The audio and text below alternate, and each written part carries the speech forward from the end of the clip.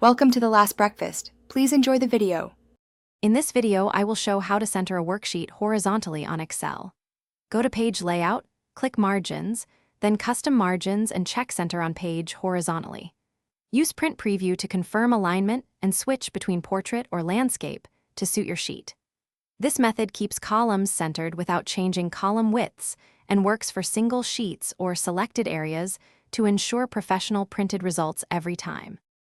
Start by selecting the print area if needed, then open Page Layout and click Margins to access custom margins. In that dialog, check Center on Page horizontally and click OK to apply.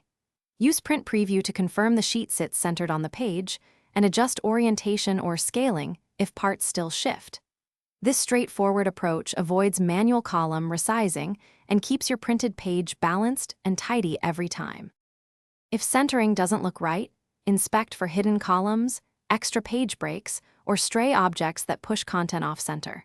Try adjusting scaling to fit sheet on one page or set a custom percentage to bring everything inward. Switching to landscape can help wide tables, and using Print Preview reveals exact placement before you print. These quick fixes make the center on page horizontally setting behave as expected and save wasted paper.